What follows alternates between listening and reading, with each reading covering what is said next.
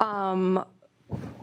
City Manager, could you give me some context? This was before I arrived on the commission, about the Office of Strategic Innovation and what department oversees our lobbying contracts. Where did it used to be and why did we change it? Sure. Mr. Mayor? Sure.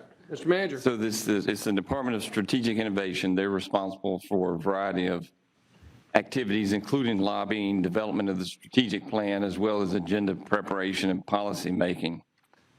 In particular, related to lobbying, that function used to be in the mayor's office. When Mayor Dailey was elected, it was important for him to change that function, and he shifted it back to the city manager's purview.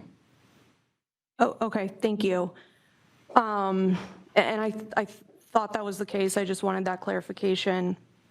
You know, frankly, I read in the news today and was shocked and concerned, Mr. Manager, that you have hired the mayor's chief of staff as the director of strategic innovation. Instilled in our charter is the belief that politics should be removed and should not interfere with the hiring and firing of employees. I respect that in my comments, and I respect that full stop. That being said, that does not keep me from weighing in and having an opinion and input on hiring decisions. The Director of Strategic Innovation is responsible for executing the city's strategic plan. It's a mission-critical position. To hire someone who has no formal experience, no formal training, no formal qualifications, except for 4 years as an aide to the mayor in this position is frankly extraordinary. This reeks of cronyism. I think it's a slap in the face to employees of the city who have worked for decades to achieve the kind of raise and promotion we're talking about here. I had the privilege of studying under some incredible professionals at the Askew School at FSU. Let me tell you, this is not normal. This is not a best practice. This is not providing exceptional citizen service. This is not honoring the public's trust through ethical behavior. People talk, and I hear from staff. I hear that they are demoralized. I hear that they feel overlooked and they feel disrespected. I think you know this is wrong, and I just had to let the record show that the people of Tallahassee and the employees who work here deserve better from their leadership. Thank you. You still have the floor, Commissioner Porter. That's all for me. Thank you. Okay. Mr. Manager. I would love to respond, Mr. Mayor. Absolutely, please. And certainly I want to respect the meeting here itself, but Commissioner Porter, I beg to differ in almost every point that you make. The process is that we advertise for jobs, we seek the very best candidates, we interview for those jobs. In this case, it was an interview panel of executive managers, assistant city managers, deputy city manager, and Mr. Whitley was by far the best candidate. Doctor. Thank you, Mr. Mayor. Dr. Whitley was by far the best candidate. Mr. Whitley does have a PhD, he has outstanding educational credentials, and he's going to add extremely good value to our organization. He has direct experience working on the strategic plan that was adopted by this commission now 2.5 years ago or thereabouts. We're making good progress on that. And so I'm very confident in the hire. It is not a political hire. Dr. Whitley is not a political person. He's not a politician.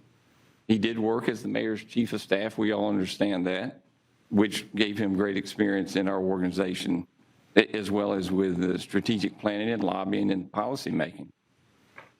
And so I'm very confident he will do a good job. He follows in the footsteps of the original director of the department, Christian Doolin, who did an outstanding job. He will work hand in glove with Mr. Doolin. They have a very, very capable team. And so I am confident in the hire. I'm confident in the process. I'm confident that we got a good list of candidates. But Dr. Whitley was far and above the best candidate.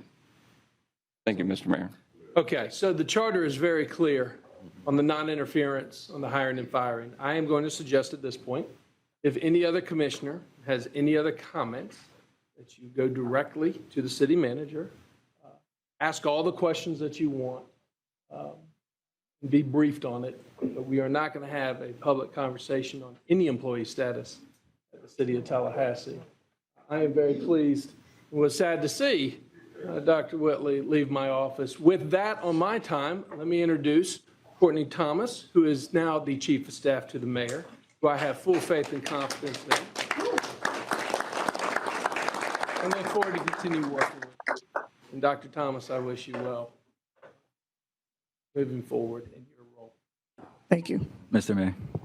Commissioner Matlow. Thank you, Mr. Mayor, and Commissioner Porter. I appreciate your comments.